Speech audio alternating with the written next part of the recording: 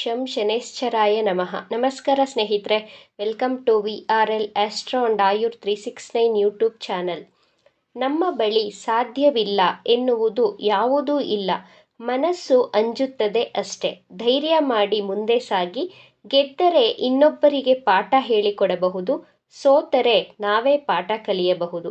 ಕುಂಭರಾಶಿಯವರ ಅಂತಿಮ 6 ತಿಂಗಳ ರಾಶಿ ಭವಿಷ್ಯದ ಬಗ್ಗೆ ಹಾಗೂ 5 ಮಹತ್ವಪೂರ್ಣ ಭವಿಷ್ಯವಾಣಿಯ ಬಗ್ಗೆ ಈ ವಿಡಿಯೋದಲ್ಲಿ ತಿಳಿಸಿಕೊಡಲಿದ್ದೇನೆ. ಮೊದಲಿಗೆ ಕುಂಭರಾಶಿಯವರಿಗೆ ಗೋಚಾರದಲ್ಲಿ ಗ್ರಹಗಳ ಸ್ಥಿತಿಗತಿಗಳ ಬಗ್ಗೆ ನೋಡೋಣ. ಇದು ಜುಲೈ ತಿಂಗಳ ಕುಂಡಲಿ. ಮೊದಲನೇ ಭಾವದಲ್ಲಿ ರಾಹು ಗ್ರಹ, ಕುಟುಂಬ ಸ್ಥಾನದಲ್ಲಿ ಶನಿ ಗ್ರಹ, ಚತುರ್ಥ ಭಾವದಲ್ಲಿ ಶುಕ್ರ ಗ್ರಹ, ಪಂಚಮ ಭಾವದಲ್ಲಿ ಸೂರ್ಯ ಹಾಗೂ ಗುರುಗ್ರಹ, 6ನೇ ಭಾವದಲ್ಲಿ ಬುಧ ಗ್ರಹ, ಸಪ್ತಮದಲ್ಲಿ ಕೇತು ಹಾಗೂ ಮಂಗಳ ಗ್ರಹಗಳು ಸ್ಥಿತವಾಗಿವೆ. ನಿಮ್ಮ ಜನ್ಮ ಕುಂಡಲಿಯನ್ನು ವಿಶ್ಲೇಷಣೆ ಮಾಡಿಸಲು ಅಪಾಯಿಂಟ್ಮೆಂಟ್ ತಗೊಳ್ಬಹುದು. WhatsApp number ಡಿಸ್ಕ್ರಿಪ್ಷನ್ನಲ್ಲಿ ಕೊಟ್ಟಿರುತ್ತೇನೆ. ಕುಂಭರಾಶಿಯವರಿಗೆ ಮೊಟ್ಟ ಮೊದಲ ಮಹತ್ತರ ಭವಿಷ್ಯವಾಣಿ. ನಿಮ್ಮ ಭಾಗ್ಯಾಧಿಪತಿ ಹಾಗೂ ಚತುರ್ಥಾಧಿಪತಿ ಶುಕ್ರ ಗ್ರಹ ಕೇಂದ್ರ ಸ್ಥಾನವಾದಂತಹ 4ನೇ ಭಾವದಲ್ಲಿಯೇ ಸ್ಥಿತವಾಗಿದೆ. 1, 4, 7, 10ನೇ ಸ್ಥಾನವನ್ನು ಜಾತಕದಲ್ಲಿ ಕೇಂದ್ರ ಸ್ಥಾನಗಳೆಂದು ಕರೆಯಲಾಗಿದೆ. ನಿಮ್ಮ ಜನ್ಮ ಜಾತಕದಲ್ಲಿಯೂ ಕೇಂದ್ರ ಸ್ಥಾನದಲ್ಲಿ ಶುಭ ಗ್ರಹಗಳಿದ್ದರೆ ಅತ್ಯಂತ ಶುಭ ಫಲಗಳನ್ನೇ ಕೊಡುತ್ತದೆ. ಗೋಚಾರದಲ್ಲಿಯೂ ಶುಕ್ರ ಗ್ರಹ ಕೇಂದ್ರ ಸ್ಥಾನದಲ್ಲಿಯೇ ಸಂಚಾರ ಮಾಡುತ್ತಿರುವುದರಿಂದ ಇದನ್ನು ಮಾಳವ್ಯ ರಾಜಯೋಗ ಎಂದು ಕರೆಯಲಾಗುತ್ತದೆ. ನಿಮ್ಮ ಕುಂಡಲಿಯಲ್ಲಿಯೂ ಶುಕ್ರ ಗ್ರಹ ಒಳ್ಳೆ ಪ್ಲೇಸಲ್ಲಿ ಪ್ಲೇಸ್ಮೆಂಟ್ ಆಗಿದ್ದರೆ ನೀವು ಜುಲೈ ತಿಂಗಳಲ್ಲಿ ಲಕ್ಸುರಿಯಸ್ ಐಟಮ್ಸ್ಗಳನ್ನು ಖರೀದಿ ಮಾಡುತ್ತೀರಾ. ನಿಮ್ಮ ಮನೆಯ ಇಂಟೀರಿಯರ್ ಡೆಕೋರೇಷನ್ ಅನ್ನು ಮಾಡಿಸುವಂತಹ ಮನಸ್ಸಾಗುತ್ತದೆ.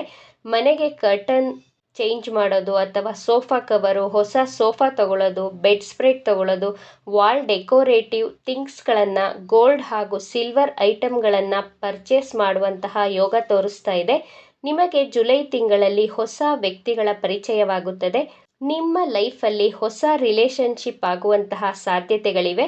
ಹೊಸ ವೆಹಿಕಲನ್ನು ಪರ್ಚೇಸ್ ಮಾಡುತ್ತೀರಾ ಹಾಗೂ ಇರುವಂತಹ ಹಳೆಯ ವೆಹಿಕಲನ್ನು ಎಕ್ಸ್ಚೇಂಜ್ ಮಾಡಿ ಹೊಸ ವಾಹನ ಖರೀದಿ ಮಾಡುವಂತಹ ಯೋಗವಿದೆ. ಮಿಡ್ ಅಕ್ಟೋಬರ್ ಹಾಗೂ ನವೆಂಬರ್, ಡಿಸೆಂಬರ್ ತಿಂಗಳಲ್ಲಿ ಹೊಸ ಸೈಟ್, ವಾಹನ, ಜಮೀನು ಖರೀದಿ ಮಾಡುವಂತಹ ಸಾಧ್ಯತೆಗಳು ಹೆಚ್ಚಾಗಿ ತೋರಿಸ್ತಾ ಇದೆ. ಆದರೆ ಆಗಸ್ಟ್ 22ರಿಂದ ಮಿಡ್ ಸೆಪ್ಟೆಂಬರ್ವರೆಗೂ ಶುಕ್ರ ಗ್ರಹ ನಿಮ್ಮ 6ನೇ ಭಾವವಾದಂತಹ ಕರ್ಕಾಟಕ ರಾಶಿಯಲ್ಲಿ ಗೋಚಾರ ಮಾಡಿದಾಗ ಯಾವುದೇ ಶುಭ ಕಾರ್ಯಗಳನ್ನು, ಹೊಸ ಬಿಸ್ನೆಸ್ಸನ್ನು ಸ್ಟಾರ್ಟ್ ಮಾಡಲು ಹೋಗಬೇಡಿ. ಹೊಸ ಪ್ರಾಪರ್ಟಿಯನ್ನು ಖರೀದಿ ಮಾಡಬೇಡಿ. ಆಗಸ್ಟ್ 22ರಿಂದ ಮಿಡ್ ಸೆಪ್ಟೆಂಬರ್ವರೆಗೂ ಸ್ವಲ್ಪ ಸಮಾಧಾನವಾಗಿರಿ, ನಂತರ ಸಮಯ ಚೆನ್ನಾಗಿರುತ್ತದೆ. ಕುಂಭರಾಶಿಯವರಿಗೆ 2ನೆಯ ಮಹತ್ವಪೂರ್ಣ ಭವಿಷ್ಯವಾಣಿ. ರಾಹು ಗ್ರಹ ನಿಮ್ಮ ರಾಶಿಯಲ್ಲಿಯೇ ಸ್ಥಿತವಾಗಿದೆ. ಚಂದ್ರನ ಮೇಲೆ ರಾಹು ಗ್ರಹ ಸಂಚಾರ ಮಾಡಿದೆ. ಚಂದ್ರ ಅಂದರೆ ನಿಮ್ಮ ಮನಸ್ಸು, ರಾಹು ಅಂದರೆ ಭ್ರಮೆ, ಓವರ್ ಥಿಂಕಿಂಗ್, ನೆಗೆಟಿವಿಟಿಯನ್ನು ಕೊಡುತ್ತದೆ. ನಿಮ್ಮನ್ನು ರಾಹು ಗ್ರಹ ಭ್ರಮೆಯಲ್ಲಿಟ್ಟಿರುತ್ತದೆ. ನೀವು ಮೇ ತಿಂಗಳ ನಂತರ ಏನಾದರೂ ದೊಡ್ಡ ಬಿಸ್ನೆಸ್ಸನ್ನು ಮಾಡಬೇಕು, ದೊಡ್ಡದಾಗಿ ಲಾಭವನ್ನು ಮಾಡಬೇಕು ಅಂದ್ಕೊಂಡಿರ್ತೀರ. ನಿಮ್ಮ ಮನಸ್ಸು ಹಾಗೆ ಯೋಚನೆಯನ್ನು ಮಾಡ್ತಾ ಇರುತ್ತೆ. ಇದೆಲ್ಲ ರಾಹುವಿನ ಪ್ರಭಾವ. ಆದರೆ ರಾಹುಗ್ರಹ ನಿಮಗೆ ಟೆಕ್ನಿಕಲ್ ನಾಲೆಡ್ಜನ್ನು, ರಾಜನೀತಿಯನ್ನು, ಚತುರ ಬುದ್ಧಿಯನ್ನು ಕೊಡುತ್ತದೆ. ನಿಮ್ಮ ಲವ್ ರಿಲೇಷನ್ಶಿಪ್ ಹಾಗೂ ಮ್ಯಾರಿಡ್ ಲೈಫಲ್ಲಿ ಕನ್ಫ್ಯೂಷನ್ಗಳನ್ನು ಕ್ರಿಯೇಟ್ ಮಾಡುತ್ತದೆ. ಈ ರಿಲೇಷನ್ಶಿಪ್ ಅಥವಾ ಈ ಫ್ರೆಂಡ್ಶಿಪ್ ನನಗೆ ಒಳ್ಳೆಯದಾ ಕೆಟ್ಟದ್ದಾ ಎಂಬಂತಹ ಕನ್ಫ್ಯೂಷನ್ ಸ್ಟೇಟಲ್ಲಿ ನೀವು ಇರುತ್ತೀರಾ.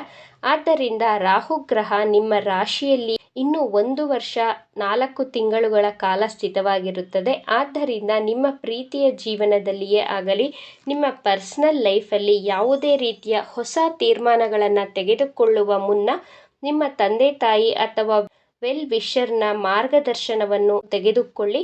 ತುಂಬ ಯೋಚನೆ ಮಾಡಿ ತಲೆ ಕೆಡಿಸಿಕೊಳ್ಳಬೇಡಿ. ಕುಂಭರಾಶಿಯವರಿಗೆ 3ನೆಯ ಮಹತ್ವಪೂರ್ಣ ಭವಿಷ್ಯವಾಣಿ. ಕೇತು ಗ್ರಹ 18 ವರ್ಷಗಳ ನಂತರ ನಿಮ್ಮ ಸಪ್ತಮ ಭಾವದಲ್ಲಿ ಗೋಚಾರ ಮಾಡಿದೆ. ಸಪ್ತಮ ಭಾವ ಅಂದರೆ ಪಾರ್ಟ್ನರ್ಶಿಪ್ ಮನೆಯಾಗಿರುವುದರಿಂದ ಗೋಚಾರದಲ್ಲಿ ಸಪ್ತಮ ಭಾವಕ್ಕೆ ಕೇತು ಗ್ರಹ ಸಂಚಾರ ಮಾಡಿದಾಗ ಪಾರ್ಟ್ನರ್ಶಿಪ್ ಬಿಸ್ನೆಸ್ ಮಾಡೋ ಹಾಗಿಲ್ಲ. ಇನ್ ಕೇಸ್ ಪಾರ್ಟ್ನರ್ಶಿಪ್ ಬಿಸ್ನೆಸ್ ಮಾಡಿದರೆ ನಿಮ್ಮ ಆಪೋಸಿಟ್ ಪರ್ಸನ್ ನಿಮಗೆ ದ್ರೋಹ ಮೋಸ ಮಾಡುವಂತಹ ಸಾಧ್ಯತೆಗಳು ಹೆಚ್ಚಾಗಿ ತೋರಿಸ್ತಾ ಇದೆ. ನಿಮ್ಮ ಜನ್ಮ ಜಾತಕದಲ್ಲಿ ಸಪ್ತಮ ಭಾವದಲ್ಲಿ ಶುಭ ಗ್ರಹಗಳು, ಶುಭ ಗ್ರಹದ ದೃಷ್ಟಿ ಇದ್ದರೆ ನಿಮ್ಮ ಪಾರ್ಟ್ನರ್ಶಿಪ್ ಬಿಸ್ನೆಸ್ಗೆ ಹೆಚ್ಚು ತೊಂದರೆಯಾಗುವುದಿಲ್ಲ. ನಿಮ್ಮ ಜನ್ಮ ಜಾತಕದಲ್ಲಿಯೂ ಸಪ್ತಮದಲ್ಲಿ ಕೇತು, ಗೋಚಾರದಲ್ಲಿಯೂ ಕೇತು ಗ್ರಹ, ನಿಮಗೆ ಕೇತು ಗ್ರಹದ ದಶಾಭುಕ್ತಿ ಅಂತರ್ಭುಕ್ತಿ ನಡೆಯುತ್ತಿದ್ದರೆ ತುಂಬ ಕೇರ್ಫುಲ್ ಆಗಿ ಇರಿ. ನಿಮ್ಮ ವೈವಾಹಿಕ ಜೀವನದಲ್ಲಿಯೂ ವೈಮನಸ್ಸುಗಳು ಬರುವಂತಹ ಸಾಧ್ಯತೆಗಳಿವೆ. ಆದ್ದರಿಂದ ತಾಳ್ಮೆ, ಸಮಾಧಾನವಾಗಿ ಇರಬೇಕಾಗುತ್ತೆ. ಗೋಚಾರದ ಪ್ರಕಾರ ಮಿಡ್ ಸೆಪ್ಟೆಂಬರಿಂದ ಮಿಡ್ ನವೆಂಬರ್ವರೆಗೂ ಹೊಸ ಬಿಸ್ನೆಸ್ ಅಥವಾ ಹೊಸ ಜಾಬ್ಗೆ ಸೇರಿಕೊಳ್ಳಬಹುದು. ಟೈಮ್ ಚೆನ್ನಾಗಿರುತ್ತದೆ. 4ನೆಯ ಮಹತ್ವಪೂರ್ಣ ಭವಿಷ್ಯವಾಣಿ, ಆರೋಗ್ಯದ ಬಗ್ಗೆನೂ ನೋಡೋಣ. ಶನಿ ಗ್ರಹ ನಿಮ್ಮ ದ್ವಿತೀಯ ಭಾವದಲ್ಲಿ ಸ್ಥಿತವಾಗಿದೆ. ಸಾಡೆ ಸಾತಿಯ 3ನೆಯ ಚರಣ ಇನ್ನೂ ನಡೆಯುತ್ತಿದೆ. ನಿಮಗೆ ಶನಿ ಗ್ರಹ ಧನಸ್ಥಾನದಲ್ಲಿಯೇ ಸ್ಥಿತವಾಗಿದೆ. ಶನಿಯ ಸಾಡೆ ಸಾತಿಯ ಪ್ರಭಾವ 60ರಿಂದ 70% ಕಡಿಮೆಯಾಗುತ್ತಿದೆ.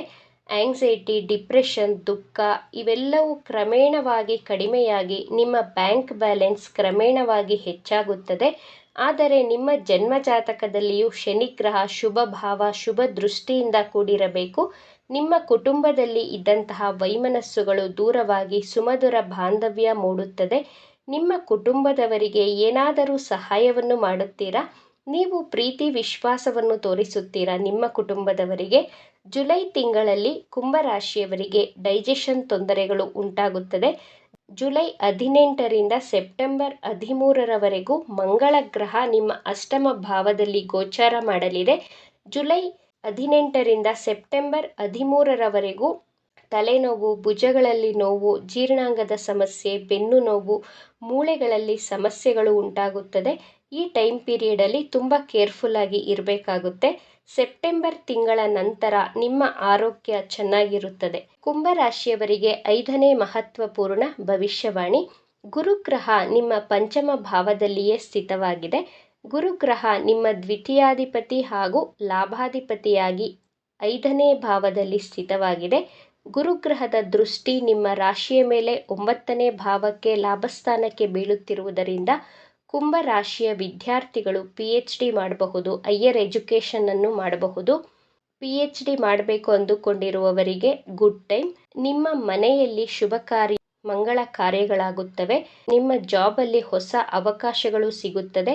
ನಿಮ್ಮ ಜಾಬಲ್ಲಿ ಪ್ರಮೋಷನ್ ಆಗುವುದರ ಮೂಲಕ ನಿಮ್ಮ ಬ್ಯಾಂಕ್ ಬ್ಯಾಲೆನ್ಸ್ ಹೆಚ್ಚಾಗಲಿದೆ. ನಿಮ್ಮ ಮನಸ್ಸಿನ ಇಚ್ಛೆಗಳು ಈಡೇರಿಸುವ ಭಾವ ಅಂದರೆ 11ನೇ ಭಾವ.